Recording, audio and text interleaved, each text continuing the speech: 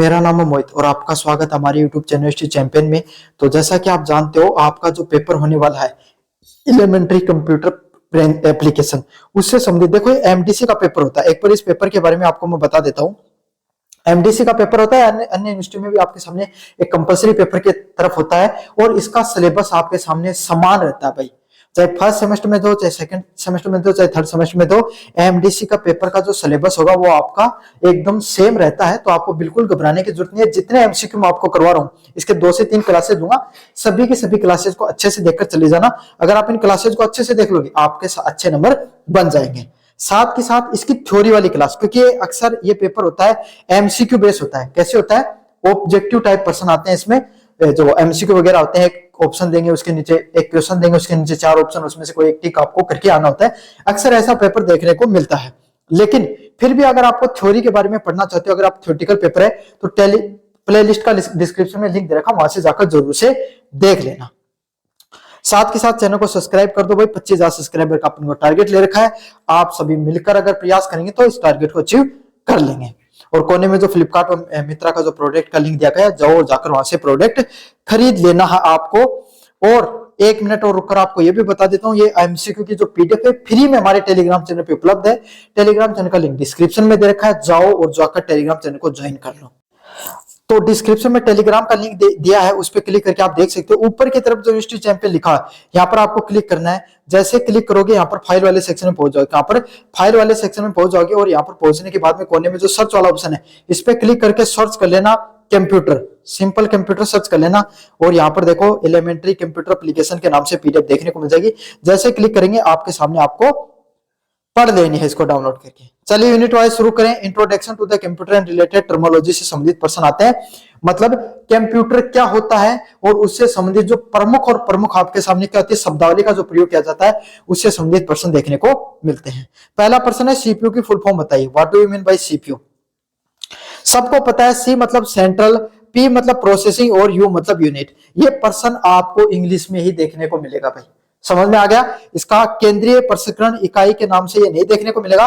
इसकी जो full form है वो इंग्लिश में देखने को मिलेगी, सेंट्रल प्रोसेसिंग यूनिट के नाम से जाना जाता है। सीपीयू को ब्रेन ऑफ कंप्यूटर, जो कंप्यूटर के मस्तिष्क के रूप में भी उसको जाना जाता है। क्यों? क्योंकि कंप्यूटर के अंदर जैसे अपने मस्तिष्क, अपने दिमाग का काम क्या होता है? आपके हर चीज करवाता है वो, बोलना, खाना पीना, रहना सहना, सब हम किस चीज से सीखते हैं भाई? अपना मस्तिष्क होता है, उसी से चीजों से सीखते हैं। उसी तरीके से कंप्यूटर होता है, उसकी सारी चीजों को कंट्रोल कौन करता है? सीपीयू कंट्रोल करता है, इसलिए ब्रेन ऑफ कंप्यूटर के नाम से भी इसको जाना जाता है। अगले वाला प्रश्न है आपके सामने, सीपीयू का फुल फॉर्म क्या है? What is the main function of CPU? CPU का काम क्या होता है? Calculation and the design making. क्या करता है? आपने कंप्यूटर में क्या किया, 1 + 1 2 टाइप किया तो आपको 3 बता देगा। आपने एमएस वर्ड की फाइल पे क्लिक किया, एमएस वर्ड की फाइल खुल के आ जाएगी। आपने क्या किया, कोई मूवी चलाई उसमें तो मूवी चल जाएगी। तो ये सब डिसीजन जहां पर लिए जाते हैं कि भाई आपने तो क्लिक कर दिया, लेकिन क्या चीज कब चलनी चाहिए, वो उसके बारे में आपके सामने निर्णय कौन लेता है? सीपीयू लेता है। तो कैलकुलेशन एंड डिसीजन मेकिंग का सबसे बड़ा हिस्सा किसका होता है? सीपीयू का होता है। अगले वाला प्रश्न है, मदरबोर्ड क्या होता है? क्या मदरबोर्ड क्या होता है उसके बारे में बताइए। तो मदरबोर्ड नाम से पता चल रहा है, मदर मतलब माता होती है ना, है ना? तो भाई कंप्यूटर की मतलब माता अपनी माँ होती है, वो पूरे घर को संभालने का काम करती है। तो कहीं ना कहीं मदरबोर्ड होता है, वो भी पूरे कंप्यूटर का आपके सामने क्या करता है? सारे के सारे कंपोनेंट जुड़े होते हैं। जैसे घर में एक माता जी होती है, आपकी मम्मी है, वो घर में आपके सारी चीजों का देखभाल करने का काम करती है ना। उसी तरीके से मदरबोर्ड का भी यही काम होता है। इसको पहली बात तो मेन सर्किट के नाम से जाना जाता है। किसके नाम से? मेन सर्किट के नाम से जाना जाता है। और इसका काम क्या होता है? सीपीयू, रैम और अन्य कंपोनेंट, जितने भी कंप्यूटर में जो अलग अलग प्रकार के अन्य कंपोनेंट होते हैं, वो सभी के सभी किससे जुड़े रहते हैं भाई? मदरबोर्ड से जुड़े रहते हैं। समझ में आ गया? जैसे आपके माताजी आपके घर में हर व्यक्ति का देखभाल करने का काम करती है, उसी तरीके से मदरबोर्ड भी आपका कंप्यूटर होता है, उसका मेन सर्किट होता है, उससे सभी सभी कंपोनेंट जुड़े होते हैं। अगले वाला प्रश्न है, माइक्रो प्रोसेसर क्या होता है? अगले वाला प्रश्न क्या है? माइक्रो प्रोसेसर क्या होता है? तो माइक्रो प्रोसेसर एक प्रकार की चिप होती है। सीपीयू में एक प्रकार की चिप लगी रहती है, उसको किसके नाम से जाना जाता है? माइक्रो प्रोसेसर के नाम से। समझ में आ गया? सीपीयू में जो चिप लगी रहती है उसको माइक्रो प्रोसेसर के नाम से जाना जाता है। एक सिंगल इंटीग्रेटेड सर्किट होता है जो सीपीयू में कार्य करता है। क्या काम होता है भाई? सीपीयू में जो चिप लगी रहती है, देखो आपने जो अलग अलग हरे प्रकार की जो चिप देखी होंगी, कंप्यूटर को खोला होगा, कभी फोन को खोला होगा, उसमें जो हरे कलर की जिसमें आपके सामने टिमकी टिमकी सी काले से डंडे ऐसे देखने को मिलते हैं ना, उसको किसके नाम से जाना जाता है? माइक्रो प्रोसेसर के नाम से जाना जाता है। जिसमें क्या होता है, जो सीपीयू के लिए कार्य करने का काम करता है, उसमें छोटी छोटी इंटीग्रेटेड सर्किट चिप लगी रहती है। इंटेल पेंटिनियम थर्ड क्या है? इंटेल पेंटिनियम थर्ड क्या होता है भाई? आपके सामने माइक्रो प्रोसेसर है। तो माइक्रो जो कंप्यूटर होता है ना, वो कितनी गति से चलेगा, कितनी देर चलेगा। काफी बार कहते हैं ना भाई मेरा कंप्यूटर तो बहुत लैग कर रहा है, तो इसका मतलब क्या? उसमें तो वो वीडियो चलती ही नहीं है ना, काफी काफी स्लो काम करता है। तो इसका मतलब क्या है? आपके कंप्यूटर का जो माइक्रो प्रोसेसर है वो स्लो हो गया है। माइक्रो प्रोसेसर ये समझ लो आपके सामने क्या किस तरीके से होता है, जैसे घर पे काम करने वाले व्यक्ति की तरह होता है। अगर वो स्लो होगा तो सारा काम स्लो हो जाएगा। तो माइक्रो प्रोसेसर आपके सामने जो इंटेल कंपनी, आपके सामने जितने भी माइक्रो प्रोसेसर होते हैं वो सबसे ज्यादा इंटेल कंपनी के द्वारा बनाए जाते हैं। तो ये आज के टाइम पे तो इंटेल कोर 8 है ना, इस प्रकार के आपके सामने देखने को मिल रहे हैं, i5। AMD किसके लिए प्रसिद्ध है? तो AMD is a famous for manufacturing. तो आपके सामने AMD एक कंपनी है जिसका क्या करती है? एक माइक्रो प्रोसेसर बनाने का काम करती है। क्या करती है? माइक्रो प्रोसेसर बनाने का काम करती है। किसका काम करती है? आपके कंप्यूटर के लिए माइक्रो प्रोसेसर बनाने का काम करती है, जिसमें AMD CPU और ग्राफिक प्रोसेसर भी बनाती है। क्या करती है? अलग अलग प्रकार के जो CPU हो गए, उसमें जो graphic processor, video graphic processor होता है, साउंड ग्राफिक कार्ड होता है ना। ग्राफिक कार्ड क्या होते हैं? जो आप कंप्यूटर देख रहे हो ना, उसमें आपने पेंट का आइकन खोला तो पेंट में चित्र दिखाई दिया आपको, है ना। VLC प्लेयर का इस प्रकार से चित्र दिखाई दिया, है ना। और MS वर्ड का आपको चित्र दिखाई दिया। तो जो ग्राफिक दिखाई जाते हैं ना, ये अच्छे स्मूथ और तेज चलते हैं। जैसे आपने वीडियो चलाया तो वीडियो ज्यादा तेज तेज जब चलेगा, अच्छा जब चलेगा, बढ़िया क्वालिटी का, जब उसका ग्राफिक कार्ड अच्छा हो। तो एक ग्राफिक कार्ड आपके सामने माइक्रो प्रोसेसर के हिस्सा होते हैं और ये AMD इंटेल जैसी कंपनियों के द्वारा बनाए जाते हैं। MMX टेक्नोलॉजी का उपयोग किसमें होता है? मल्टीमीडिया कार्य के लिए। मतलब MMX का काम ये होता है, इसकी फुल फॉर्म होती है मल्टीमीडिया एप्लीकेशंस के लिए। अलग अलग प्रकार के आपके सामने जो एप्लीकेशन होती हैं, ऑडियो वीडियो ग्राफिक को तेज बनाने का काम करती है। मतलब MMX फाइल होती है ना, इनका काम यही होता है कि आप कंप्यूटर में एक से अधिक कार्य करो और उनको तेजी से करवा दे। क्या? कंप्यूटर में एक से अधिक कार्य करो और उन सभी कार्यों को तेजी से करवाने का काम किसका होता है? MMX फाइलों का होता है। अगले वाला प्रश्न है, कैप्चर मेमोरी कौन सी होती है? कैप्चर मेमोरी कौन क्या होती है? उच्च गति वाली मेमोरी, हाई स्पीड मेमोरी होती है। कैप्चर मेमोरी किस प्रकार की होती है? एक हाई स्पीड वाली मेमोरी होती है। समझ में आ गया? और CPU में लगी रहती है, जिसका काम क्या होता है? जैसे आपने क्या किया, एक MS वर्ड की फाइल खोल दी, आपने क्या किया, MS पेंट भी खोल दिया, आपने VLC प्लेयर भी चला दिया, आपने वीडियो भी चला दिया। अब 4 चीजें चला दी तो एक साथ तो चलेंगे नहीं, एक एक करके खुलेंगी। तो सबसे पहले कैप्चर मेमोरी में वो स्टोर करके रखता है। आपने सबसे पहले MS वर्ड चलाया, उसके बारे में बताया, फिर जैसे MS वर्ड खुल गया फिर दूसरे के बारे में बताया। तो शॉर्ट टाइम के लिए आपके सामने मेमोरी को क्या करके रखती है? स्टोर करके रखती है और सबसे ज्यादा फास्ट होती है। समझ में आ गया? रैम और रोम के बीच में काम करती है। किसके बीच में? रैम और रोम के बीच में काम करती है। CPU की स्पीड किसमें मापी जाती है? CPU speed is measured in, किसमें मापी जाती है? मेगा हर्ट्ज में और गीगा हर्ट्ज में। किसमें मापी जाती है? मेगा हर्ट्ज में और गीगा हर्ट्ज में क्या किया जाता है? CPU की जो स्पीड है उसको मापा जाता है। समझ में आ गया? जितनी ज्यादा गीगा हर्ट्ज स्पीड अच्छी होगी, उतना ही कंप्यूटर अच्छे से प्रोसेसिंग करेगा, उतना ही तेज चलेगा, उतना ही बढ़िया चलता है। अगले वाला, एक्सपेंशन स्लॉट का उपयोग किस चीज के लिए होता है? तो कंप्यूटर में जो अपन एक्सपेंशन स्लॉट लगाते हैं उसका प्रयोग किस चीज के लिए होता है भाई? अतिरिक्त कार्ड जोड़ने के लिए। किसके लिए होता है? एक्स्ट्रा कार्ड जोड़ने के लिए। अगर कंप्यूटर में अपन एक्स्ट्रा कार्ड जोड़ते हैं उसके लिए आपके सामने एक्सपेंशन कार्ड का, एक्सपेंशन स्लॉट का प्रयोग होता है। किसका? एक्सपेंशन स्लॉट है, उसका प्रयोग यही होता है कंप्यूटर में एक्स्ट्रा कार्ड जोड़ने के लिए। जैसे कि आप वो ऐसे नहीं कहते 4 GB रैम है प्लस 4 GB का आप कार्ड, 4 GB का एक्सटेंशन स्लॉट है, इसका अर्थ क्या होता है? 4 GB और जोड़ सकते हैं उसके अंदर। Sound card, graphic card, RAM ROM जोड़ सकते हैं इसमें। रैम की फुल फॉर्म क्या होती है? मतलब रैम की फुल फॉर्म क्या होती है? Random access memory. क्या होती है रैम की full form? Random access memory के नाम से जाना जाता है। किस नाम से जाना जाता है? रैंडम एक्सेस मेमोरी के नाम से जाना जाता है। इसको वोलेटाइल मेमोरी के नाम से भी जाना जाता है, इसको नॉन टेम्परेरी मेमोरी के नाम से भी जाना जाता है। फुल फॉर्म होती है भाई इसकी रैंडम एक्सेस मेमोरी। ऐसा कैसा पूछा जाएगा। इसको अस्थायी मेमोरी के नाम से भी जाना जाता है, नॉन वोलेटाइल वोलेटाइल, और आपके सामने नॉन टेम्परेरी मेमोरी के नाम से जाना जाता है। मोस्ट इंपोर्टेंट पर्सन है। चलिए अगले वाले पर्सन की तरफ बढ़ते हैं। रोम क्या होता है? रोम होती है रीड ओनली मेमोरी। कौन सी? Read only memory. मतलब आपने देखो, रैम होती है आपके फोन के अंदर, अगर आपने कोई भी फोन ऐप खोल लिया है ना, जैसे आपने खोला भाई यूट्यूब खोल लिया, फिर आपके सामने आपने क्या किया, आपने गूगल खोल लिया, फिर आपने क्या किया, जो कोई वीडियो चला लिया, तो इस 4-5 चीजें आपने खोल ली, तो वो किस पे खुलती हैं? रैम पर खुलती हैं। और आपने फोटो खींच के अपने फोन में रख ली, वो कहां पर खुलती है? रोम के अंदर खुलती है। ये एक प्रकार की परमानेंट मेमोरी होती है। कैसी मेमोरी होती है? परमानेंट मेमोरी होती है, अस्थायी मेमोरी होती है, हमेशा चलने वाली मेमोरी होती है। उसको रोम के नाम से जाना जाता है। किसके नाम से जाना जाता है? रोम के नाम से जाना जाता है। एसडी रोम का फुल फॉर्म क्या होता है? क्या होती है फुल फॉर्म एसडी रोम की? साइनोक्रोनिक्स डायनेमिक्स रैम। साइनोक्रोनिक्स डायनेमिक्स रैम के नाम से जाना जाता है एसडी रैम। और एसडी रैम एक आधुनिक प्रकार की रैम है, जिसका काम भाई आपके सामने क्या है? स्पीड बढ़ाना, तेज गति से काम करना। अगर इसको कहीं पर आपका आज के समय अगर आपका लैपटॉप वगैरह गिर जाए तो भी ये खराब नहीं होती है। आज के समय की रैम है, आधुनिक समय की। चलिए, कीबोर्ड किस प्रकार का डिवाइस होता है? तो देखो, कोई भी अगर कंप्यूटर के अंदर अगर इंस्ट्रक्शन देते हो, तो जिसके माध्यम से अंदर की तरफ जाता है कंप्यूटर का इंस्ट्रक्शन आप दे सकते हो, वो इनपुट डिवाइस होते हैं। और जिनके माध्यम से जो डिवाइस आपको इंस्ट्रक्शन दिखाने का काम करते हैं, आपको आउटपुट रिजल्ट देने का काम करते हैं, उनको आउटपुट डिवाइसों के नाम से जाना जाता है। तो कीबोर्ड में आप टाइप करते हो तभी चीजें अंदर की तरफ जाते हैं। तो किस प्रकार का डिवाइस हो गया? Input device. किस प्रकार का डिवाइस होता है भाई? इनपुट डिवाइस के नाम से जाना जाता है। किस नाम से जाना जाता है? इनपुट डिवाइस के नाम से इसको जाना जाता है।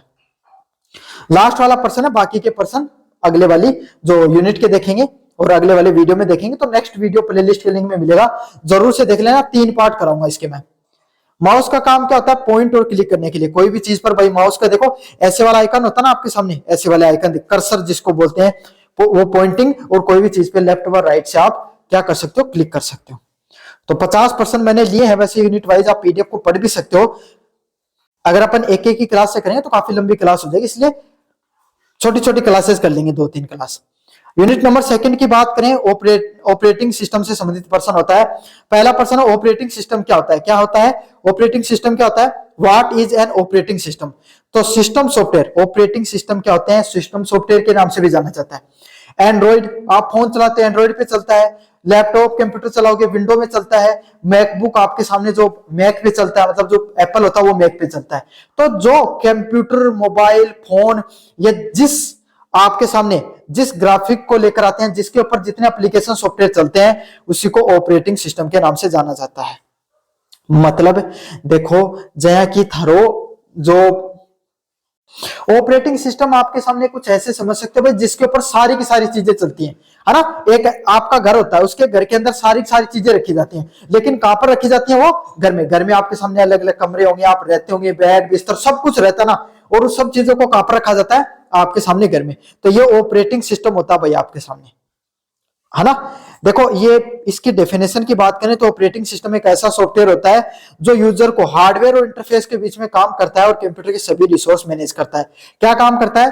कंप्यूटर जो अपन काम करते हैं ना, उसको कनेक्ट करने का किससे काम करता है? हार्डवेयर से। जैसे आपका कंप्यूटर है, अगर उसकी विंडो उठ गई तो उसके अंदर तो कीबोर्ड पहले भी लगा हुआ है, माउस भी लगा हुआ है, प्रिंटर भी लगा हुआ है, क्या कुछ काम करेगा? कभी नहीं काम करेगा। क्यों? क्योंकि उसकी विंडो उड़ चुकी है, उसका ऑपरेटिंग सिस्टम जा चुका है। तो जो यूजर करने वाला व्यक्ति है और हार्डवेयर है, दोनों के बीच में कनेक्शन बैठाने का काम कौन करता है? ऑपरेटिंग सिस्टम या सिस्टम सॉफ्टवेयर के नाम से जिसको जानते हैं। एमएस डॉस की फुल फॉर्म क्या होती है? एमएस डॉस की फुल फॉर्म क्या होती है? Disk operating system. समझ में आ गया क्या होती है? बहुत मोस्ट इंपॉर्टेंट है, डिस्क ऑपरेटिंग सिस्टम के नाम से जाना जाता है एमएस डॉस को। और एक कमांडिंग पे काम करता है। कमांडिंग का अर्थ क्या होता है? देखो, 2 प्रकार के सिस्टम होते हैं भाई सिस्टम सॉफ्टवेयर। एक प्रकार के होते हैं जब आप क्या करते हो, अगर आपने क्या किया, विंडो खोला, एंड्रॉइड खोली, मैकबुक खोला, तो उसके अंदर क्या होता है भाई, आपके सामने आपने वीएलसी प्लेयर को ऐसे देखा और उस पर क्लिक किया, कोई वीडियो देखा उस पर क्लिक किया, तो उन पे क्या होता है? ग्राफिक देखने को मिलते हैं। क्या देखने को मिलते हैं? ग्राफिक देखने को मिलते हैं। लेकिन एक प्रकार का ऐसा भी सिस्टम होता है जहां पर आप कीबोर्ड से टाइप करके क्या करके, कीबोर्ड से टाइप करके चीजों को क्या करते हो, कंप्यूटर में चलाने का काम करते हो। तो जब आप कमांड देकर कंप्यूटर को चलाते हो उसको डिस्क ऑपरेटिंग सिस्टम के नाम से जाना जाता है। किस नाम से जाना जाता है? डिस्क ऑपरेटिंग सिस्टम के नाम से जाना जाता है। ये भाई प्रश्न ऐसे भी आ सकता है, इनमें से कौन सा कमांड बेस ऑपरेटिंग सिस्टम है? समझ में आ गया? आपको नाम देकर रखेंगे कौन सा कमांड बेस है, तो disk operating system command base होता है। डोज किस प्रकार का ऑपरेटिंग सिस्टम है? Command line operating system. कैसा है? जिसको आप आपके सामने कीबोर्ड या माउस के माध्यम से कमांड देते हो, खास करके तो कीबोर्ड के माध्यम से देते हैं तब ये चलता है। इसको क्या बोला जाता है? कमांड बेस ऑपरेटिंग सिस्टम के नाम से जाना जाता है। डोस का काम कमांड टाइप करने के लिए किया जाता है। माउस या ग्राफिक बहुत कम उपयोग किया जाता है। माउस और ग्राफिक्स का उपयोग नहीं होता है, सिर्फ कीबोर्ड के माध्यम से आप इंस्ट्रक्शन देने का काम करते हो। डोज की डायरेक्टरी देखने के लिए कमांड कौन सी होती है? Which command is use to display the directory of MS DOS. मतलब जो डोज की जो डायरेक्टरी होती है उसको दिखाने का किसके द्वारा दिखाई जाती है? DIR के माध्यम से। समझ में आ गया? DIR कमांड क्या करता है? आपको फाइल और फोल्डर की लिस्ट दिखाएगा। मतलब जब DIR आप चलाओगे तो इसमें आपके कंप्यूटर में कितनी फाइल पड़ी हुई है, कितने फोल्डर और कितनी लिस्ट पड़ी हुई है उसके बारे में दिखाने का काम करता है। डायरेक्टरी का अर्थ होता है कोई भी इंस्ट्रक्शन देना। इंस्ट्रक्शन का मतलब कोई भी आप आदेश देना, कंप्यूटर को जो आदेश दे रहे हो एमएस डोज के अंदर, उसको डायरेक्टरी के नाम से जाना जाता है। डायरेक्टरी बदलने से कौन सा डोज कमांड का प्रयोग किया जाता है? अगर आप डायरेक्टरी बदलना चाहते हो तो किसको प्रयोग करोगे? CD का नाम, चेंज डायरेक्टरी। क्या फुल फॉर्म होती है आपके सामने CD की? चेंज डायरेक्टरी के नाम से जाना जाता है। किस नाम से जाना जाता है? चेंज डायरेक्टरी के नाम से जाना जाता है। CD का मतलब होता है भाई चेंज करना, डायरेक्टरी को चेंज करना। किसको चेंज करना? डायरेक्टरी को चेंज करना। समझ में आ गया आपको? CD का मतलब होता है चेंज डायरेक्टरी करना।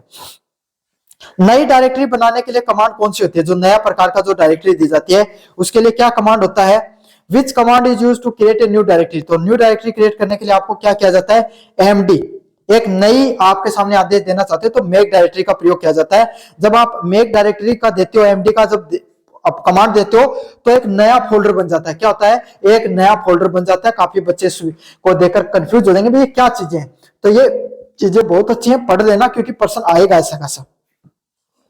जब आप डोज में फाइल डिलीट करना चाहते हो तो किस प्रकार का ऑप्शन यूज करना पड़ेगा? DEL का। किसका? DEL का। देखो मैंने आपके सामने क्या बताया, CD का अगर प्रयोग करते हो तो डायरेक्टरी चेंज हो जाएगी, समझ में आ गया, दूसरा फोल्डर वगैरह खुल जाएगा। MD का प्रयोग करोगे, मैक डायरेक्टरी, जिसका अर्थ होता है नया फोल्डर बन जाएगा। अगर आप DEL का प्रयोग करोगे आपके सामने MS डोज में कमांड देने के लिए, तो कोई भी फाइल है वो परमानेंट डिलीट हो जाएगी। समझ में आ गया? जैसे आप क्या करते हो, आपके जो कंप्यूटर होता ना उसके अंदर आपने क्या किया, फाइल वाले सेक्शन पे क्लिक किया, क्लिक करने के बाद में डिलीट वाले ऑप्शन पे गए, अलग अलग लेफ्ट क्लिक किया आपने माउस का, तो उसमें कॉपी पेस्ट है ना, न्यू, ये सब ऑप्शन आते हैं, डिलीट का ऑप्शन आता है, आप डिलीट कर देते हो। लेकिन जो कमांड का ऑप्शन होता है ना वहां पर माउस का प्रयोग नहीं होता, इस प्रकार के ग्राफिक नहीं दिखाए जाते हैं, तो आपको कीबोर्ड के माध्यम से चीजों को डिलीट करना पड़ता है, उसको इंस्ट्रक्शन देना पड़ता है, तभी वो समझता है। तो विंडो 98 किस प्रकार का ऑपरेटिंग सिस्टम? अब अपन विंडोज के ऊपर आ गए। पहले डोज सिस्टम चलता था जहां पर कीबोर्ड के माध्यम से कंप्यूटर को इंस्ट्रक्शन दिए जाते थे। अब आ गए अपन विंडो वाले सिस्टम पे। तो विंडो का जो ऑपरेटिंग सिस्टम होता है विंडो 98, वो किस प्रकार का ऑपरेटिंग सिस्टम होता है भाई? Graphic base operating system. तो ग्राफिक बेस ऑपरेटिंग सिस्टम क्या होता है?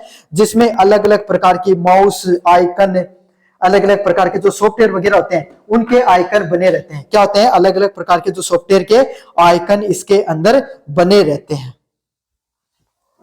विंडो 98 में इंस्टॉलेशन का क्या अर्थ होता है? जब विंडो 98 में जब आप विंडो को इंस्टॉल करते हो तो इसका क्या अर्थ होता है? ऑपरेटिंग सिस्टम को कंप्यूटर पर स्थापित करना। क्या करना? जो ऑपरेटिंग सिस्टम है उसको कंप्यूटर पर लगाने का अर्थ होता है। मतलब सीधी सीधी बात है, विंडोज कंप्यूटर में डालो तो अर्थ क्या है? कंप्यूटर के अंदर जो आपका हार्डवेयर है उसके अंदर सॉफ्टवेयर को इंस्टॉल करना, जिससे आपके सामने वो यूजर और हार्डवेयर के बीच में काम चीजों को चला सके। स्कैन डिस्क का प्रयोग किस चीज के लिए किया जाता है? कोई भी आपके सामने जो डिस्क होती है, जो आपके सामने कोई भी डिस्क है, उसमें आपके सामने एरर ढूंढने के लिए और उसको सुधारने के लिए किसका प्रयोग किया जाता है? सैन डिस्क का प्रयोग किया जाता है। किसका प्रयोग किया जाता है? सैन डिस्क का प्रयोग किया जाता है। कोई भी आपके अंदर कंप्यूटर के अंदर कोई एरर आ गया है ना, उसको ढूंढने और सुधारने के लिए इंपॉर्टेंट है भाई। सैन डिस्क का प्रयोग लॉजिकल एरर को चेक करने के लिए प्रयोग किया जाता है। अगले वाला प्रश्न है, कंट्रोल पैनल का प्रयोग किस चीज के लिए होता है? कंट्रोल पैनल का प्रयोग किस चीज के लिए होता है? सिस्टम सेटिंग बदलने के लिए, जो कंप्यूटर होता है उसकी जो सिस्टम होती है उसकी सेटिंग बदलने के लिए किसका प्रयोग किया जाता है? कंट्रोल पैनल का प्रयोग किया जाता है। कौन से सिस्टम का? कंट्रोल पैनल का। आपके सामने सिस्टम होता है उसकी सेटिंग बदलने के लिए कंट्रोल पैनल का अपन प्रयोग करते हैं। कंट्रोल पैनल में हार्डवेयर, सॉफ्टवेयर, डिस्प्ले, प्रिंटर आदि की सेटिंग बदली जा सकती है। कंट्रोल पैनल खोला, और जैसे अपन सेटिंग खोलते हैं ना फोन में, ऐसे ही कंप्यूटर के अंदर कंट्रोल पैनल होता है। वहां पर आप जैसे आपने सेटिंग खोलते हो फोन में, उसमें हर चीज उपलब्ध रहती है। कौन सा ऐप चल रहा है, कौन सी सिम से चल रही है, डिस्प्ले की सेटिंग सब देखने को मिलती है ना। उसी तरीके से कंप्यूटर का आपके सामने क्या रहता है? सेटिंग होता है कंट्रोल पैनल, जहां पे हार्डवेयर, सॉफ्टवेयर, डिस्प्ले, प्रिंटर सभी की जो सेटिंग है उनको चेंज कर सकते हो आप। टास्क बार का मुख्य प्रयोग क्या होता है? टास्क बार का मुख्य प्रयोग क्या होता है? Main function of task bar is running program. कौन टास्क बार का अर्थ यही है कि जो कंप्यूटर है उसके अंदर कौन सा आपके सामने प्रोग्राम चल रहा है वो आपके सामने पता चलता है। तो कंप्यूटर के नीचे की तरफ होता है ना, जहां पर विंडो का ऑप्शन होता है, 2-3 आपने जो यहाँ पर टास्क बार पे जो आइकन ऐड कर रखे हैं। उसके अलावा अगर आपने वीडियो चला रखा तो वीएलसी प्लेयर आ जाएगा, है ना। एमएस वर्ड चला रखा तो एमएस वर्ड को दिखा देगा।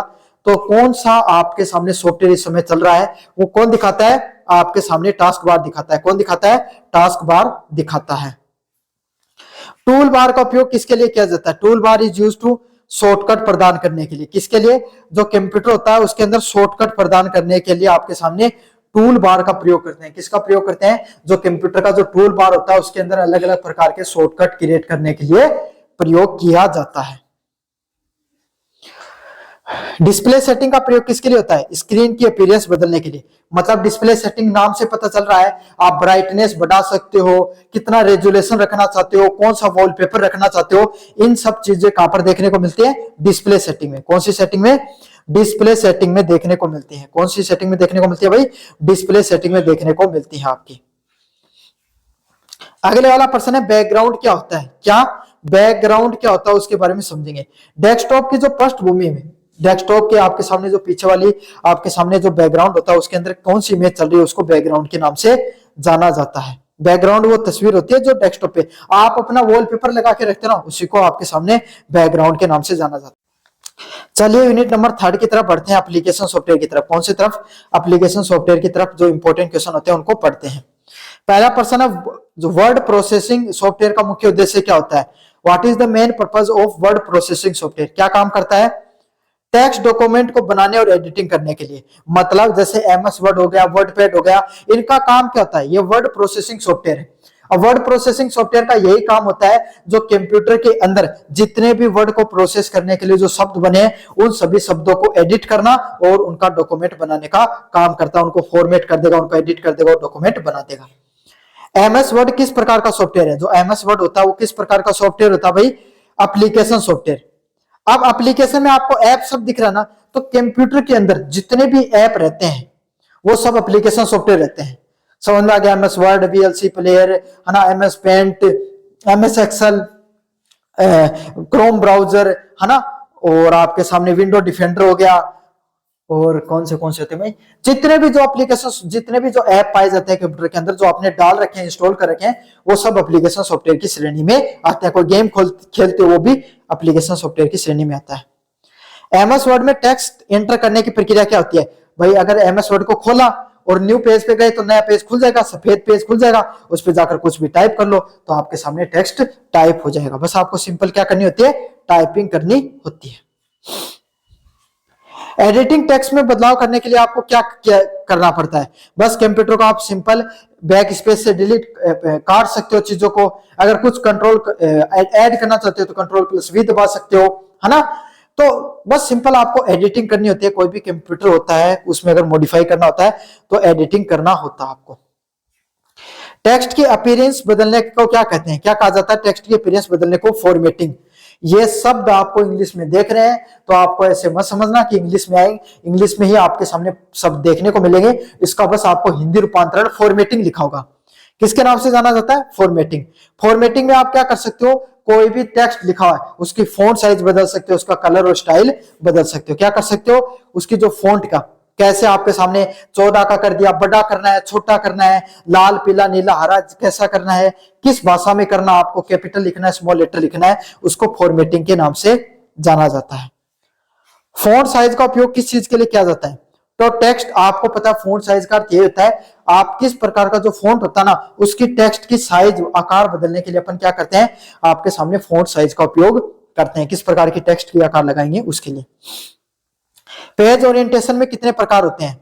How many type of page orientation are there? कितने प्रकार के होते हैं? 2 प्रकार के। पेज ओरिएंटेशन 2 प्रकार के होते हैं, पोर्ट्रेट और लैंडस्केप। ये लैंडस्केप है, ये जो अभी फोन में जो आप वीडियो देख रहे हो जिसमें ये आपके सामने ये लैंडस्केप होता है, और ऐसे वाला फोन देखो मैं बताऊं, यूट्यूब पे वीडियो देखते हो वो लैंडस्केप मोड होता है, और इंस्टाग्राम पे रील देखते हो वो कैसा होता है? पोर्ट्रेट मोड होता है। समझ में आ गया? शॉर्ट्स भी पोर्ट्रेट मोड में देखे जाते हैं। हेडर का उपयोग कहां पर किया जाता है? तो पेज के ऊपर देखो, हेडर मैं बताऊं, ये जो देखो ये है ना, ये मेरी पूरी फाइल है, इसका जो ऊपर की तरफ आपको दिखाई दे रहा है हेडर है, क्या आपके सामने भाई हेडर है। ये समझ में आ गया आपको अच्छे से? जो कोई भी फाइल होती है उसके सबसे ऊपरी भाग होता है ना, उसको हेडर के नाम से जाना जाता है। हेड मतलब सिर, तो कोई भी फाइल का जो सिर मतलब सबसे ऊपरी हिस्सा होता है उसको हेडर के नाम से जाना जाता है। फुटर कहां दिखाई देता है? पेज का जो सबसे निचला हिस्सा, मतलब ये जो नीचे की तरफ ये वाला हिस्सा ना, देखो यहाँ पर मैंने लिख रखा है सॉल्यूशन लिंक, सभी प्रश्नों के उत्तर देखने के लिए यहाँ पर क्लिक करें। तो यहाँ पर जो ये वाला हिस्सा ना, यहाँ पर आपको इसको फुटर के नाम से जाना जाता है। समझ में आ गया? तो पेज का जो निचला हिस्सा होता है उसको फुटर के नाम से जानते हैं। कॉलम का उपयोग क्यों किया जाता है? Why are columns are used in MS Word? MS Word के अंदर कॉलम्स का उपयोग किसके लिए किया जाता है? टेक्स्ट को न्यूज़पेपर स्टाइल दिखाने के लिए, मतलब जो अलग अलग प्रकार के जो टेक्स्ट होते हैं उनको न्यूज़पेपर की स्टाइल में दिखाने के लिए कॉलम का प्रयोग किया जाता है। समझ में आ गया? जिस तरीके से आप न्यूज वगैरह देखते हो तो उसमें एकदम एडिंग वगैरह होती है अच्छे से, फिर नीचे से टेक्स्ट देखने को मिलते हैं हल्के, कोई कोटेशन होता है वो ऐड किया जाता है। तो ये आपके सामने टेक्स्ट को न्यूज़पेपर स्टाइल में दिखाने के लिए उपयोग में लिया जाता है। सेक्शन का उपयोग किसके लिए होता है? Sections are used in document के अलग अलग प्रकार के लेआउट अप्लाई करने के लिए। क्या कोई भी डॉक्यूमेंट होता है उसके अलग अलग प्रकार के लेआउट बनाने के लिए क्या किया जाता है? सेक्शंस का प्रयोग किया जाता है। पेज लेआउट ऑप्शन किसके लिए होता है? पेज लेआउट ऑप्शन होता है पेज को सेटअप और डिजाइन करने के लिए। कोई भी जो आपने पेज है, आपका ये पेज है, इसका आपके सामने मार्जिन बना दिया, साइज और ओरिएंटेशन बनाने के लिए पेज लेआउट ऑप्शन का उपयोग करते हैं भाई अपन। स्पेलिंग चेकर का कार्य क्या होता है? Function of spelling checker is आपके सामने स्पेलिंग की मिस्टेक ढूंढना, जो अलग अलग प्रकार की जो स्पेलिंग वगैरह है जिनको समझ में आ गया आपको, तो अलग अलग प्रकार की जो स्पेलिंग होती है उनको आपके सामने ढूंढने के लिए स्पेलिंग चेकर का प्रयोग किया जाता है। आपको खुद को नाम से पता चल गया होगा, कोई गलत स्पेलिंग यूज कर दी, कोई वर्ब गलत यूज कर दी, इस प्रकार के लिए आपके सामने जो देखो वर्ड लिखते हो तो लाल लाल दिखाता आपको नीचे, तो उसी को स्पेलिंग चेकर के नाम से जाना जाता है। ग्रामर चेकर का उपयोग क्यों किया जाता है? तो नाम से पता चल गया, कोई ग्रामर में अगर कोई गलती ढूंढी जाती है तो वो कौन ढूंढेगा? Grammar checker. ग्रामर चेकर का काम क्या है? अगर आपने कोई ग्रामेटिकली गलती की है, कोई वर्ब गलत कर लिया है, कोई आपके सामने वर्ब कोई टेंस गलत यूज कर लिया, तो ग्रामर से संबंधित जितनी गलतियां है वो ग्रामर चेकर है वो निकालता है। तो आपको नाम से पता चल गया ग्रामर चेकर क्या काम करता है। थीसर्स का काम क्या होता है आपके सामने? इसका काम होता है वर्ड सिनोनिम ढूंढने का, समानार्थी शब्दों को ढूंढने का काम किसका होता है? थीसर्स का काम होता है। चलिए अगले वाले यूनिट की तरफ बढ़ते हैं, यूनिट नंबर 4 की तरफ। The internet and online resources से संबंधित प्रश्न होते हैं। इंटरनेट क्या होता है? What is internet? तो जो अलग अलग प्रकार के नेटवर्कों का जो नेटवर्क होता है, नेटवर्क ऑफ नेटवर्क को नाम किसके नाम से जाना जाता है? इंटरनेट के नाम से जाना जाता है। किस नाम से जाना जाता है? इंटरनेट के नाम से जाना जाता है। जो नेटवर्क का जितने भी जो नेटवर्क होते हैं उनका जो नेटवर्क होता है उसको इंटरनेट के नाम से जाना जाता है। मतलब आपके सामने बहुत सारे कंप्यूटर पूरी दुनिया के अंदर जो अलग अलग प्रकार के जो आपस में जुड़े हुए होते हैं उसी को अपन इंटरनेट के नाम से जाना जाता है। फुल फॉर्म इसका नेटवर्क है। ये जो मैं आपको समझा रहा हूं ना, ये छोटी छोटी नेटवर्क ऑफ नेटवर्क, ये अच्छे से समझ लेना, कंपटीशन में बहुत आते हैं। इंटरनेट कैसे काम करता है? What does the internet work? TCP और आईपी इंटरनेट प्रोटोकॉल पे काम करता है। जैसे भाई आपके सामने आपके घर में काम करने का हर व्यक्ति का अपना काम है, आपकी मदर का अपना काम, आपके फादर का अलग काम, आपकी सिस्टर का अलग काम है, आपका अलग काम है, सबका अपना अपना काम है ना। तो उसी तरीके से आपके सामने पूरे घर का नियम कायदों से चलते हैं, उसी तरीके से इंटरनेट भी नियम कायदों से चलता है और उसको टीसीपी और आईपी इंटरनेट प्रोटोकॉल के नाम से जाना जाता है। अच्छे से रट लेना, इंपॉर्टेंट पर्सन है। टीसीपी और आईपी क्या होता है? Communication protocol, TCP IP internet पर डाटा कम्युनिकेशन करने का नियमों का समूह है। मतलब इंटरनेट पे डाटा किस तरीके से ट्रांसफर होगा, कहां पर ट्रांसफर होगा, किस तरीके से ट्रांसफर किया जाएगा, उसको किसके नाम से जाना जाता है, टीसीपी या आईपी के नाम से जाना जाता है। इंटरनेट प्रोटोकॉल या टीसीपी के नाम से अपन जानते हैं।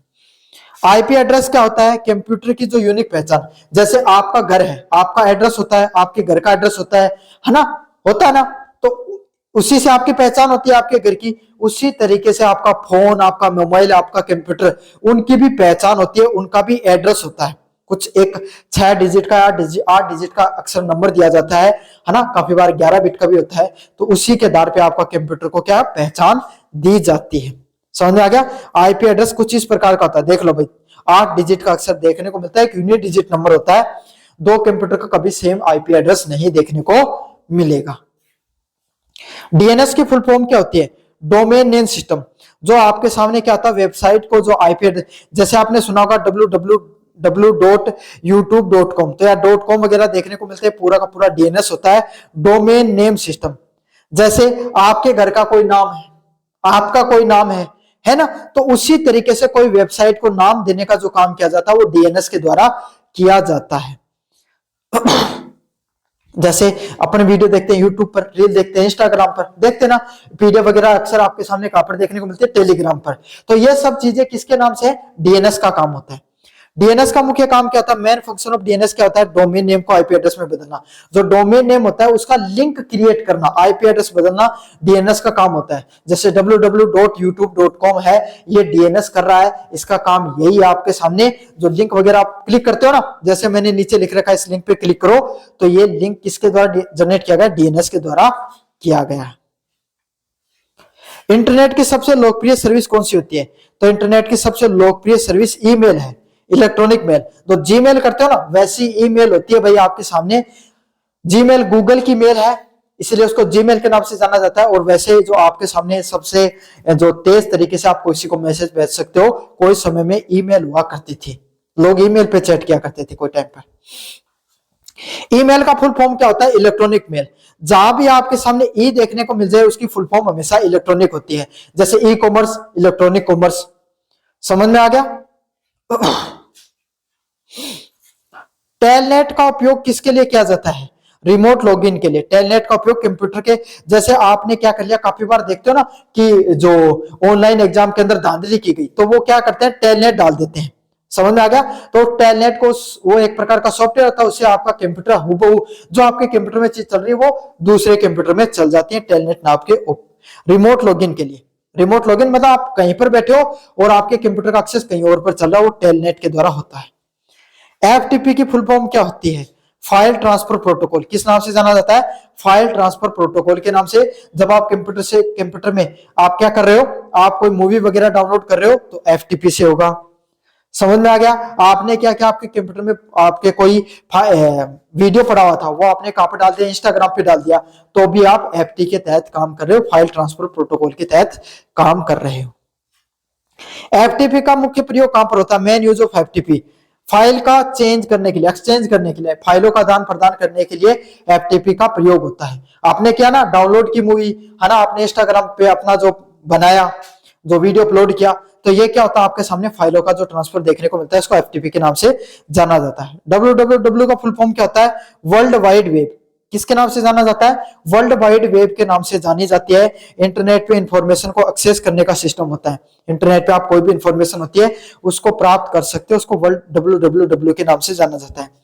www का क्या प्रदान करता है, वेब पेज और हाइपर लिंक प्रदान करने का क्या काम होता है। जो लिंक वगैरह जनरेट होते हैं ना, वो सब www पर ही होते हैं। आपने जो क्लिक किया, जैसे आप ये क्लिक करोगे, यहाँ पर सभी प्रश्नों के उत्तर देखने पर क्लिक करोगे, तो आपको क्या हो जाएगा, यूट्यूब खुल जाएगा। तो किसका देन है भैया, www की देन है। ऑनलाइन सर्विसेज का क्या उदाहरण होता है, ऑनलाइन बैंकिंग हो गई, है ना, ई कॉमर्स हो गया, है ना, सोशल मीडिया हो गया। तो जितने भी जो इंटरनेट पे आप कोई भी काम करते हो, वो ऑनलाइन के तहत ही करते हो, ऑनलाइन सर्विसेज में ही आता है। बुलेटिन बोर्ड सर्विसेज, बीबीएस का काम क्या होता है, बीबीएस का पर यूजर मैसेज पोस्ट और रीड कर सकता है। बीबीएस पे क्या कर सकता है, कोई भी यूजर होता है वो अपने मैसेज और आपके सामने वगैरह पोस्ट वगैरह कर सकता है। तो बच्चों ये था आपका एलिमेंट्री कंप्यूटर एप्लीकेशन का पेपर से संबंधित इंपॉर्टेंट एमसीक्यू। बाकी की क्लासेज भी आप जरूर से देख लेना, चैनल को जरूर से सब्सक्राइब कर देना। धन्यवाद।